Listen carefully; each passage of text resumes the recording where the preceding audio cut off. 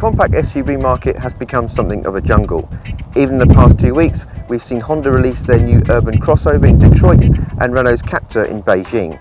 Add to that the new Vauxhall Mokka, VW Taygun and Ford EcoSport, and this is undoubtedly one of the fastest expanding segments on Planet Car.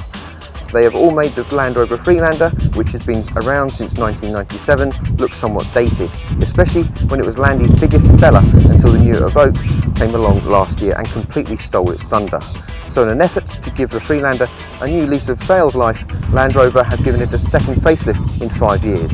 It's born free again. This compact off-roader belongs on safari, but taking it to Africa was a little bit expensive, so we brought it here to Blair Drummond Safari Park in Stirling, in amongst the lions, tigers and zebras, to see if it really does have more bite. I might look like an extra from an 8.5 hot mum, but it's actually more Freelander in conditions of -5 here in Blair. Even the polar bears have got their electric blankets on, but nothing phases the Freelander. It can cope with anything.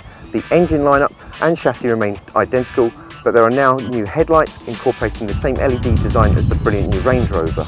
The rear lights are fitted with LEDs too, and this new Mauritius blue paint job adds a bit of colour to the range. Once inside, and you'll notice a few Evoque inspired updates. The terrain response dial has been ditched in favour of buttons behind the gear lever, and the traditional handbrake is replaced by an electronic switch. As a result, it feels a lot less cluttered and a lot more upmarket.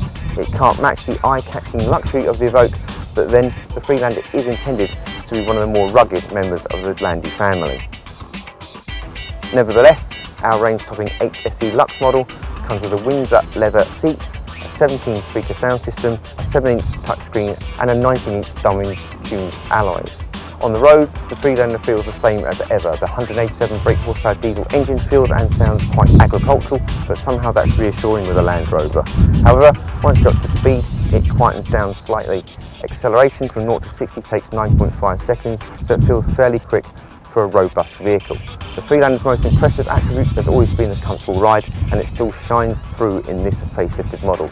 The 19-inch wheels add extra firmness over small road bumps and ridges, but it's hardly noticeable most of the time. The new Freelander is on sale now, priced from $22,700 for the two-wheel drive base model. The four-wheel drive starts at $23,510. This Freelander is no longer leader of the pack. German rivals like the Audi Q5 and BMW X3 are more refined and economical.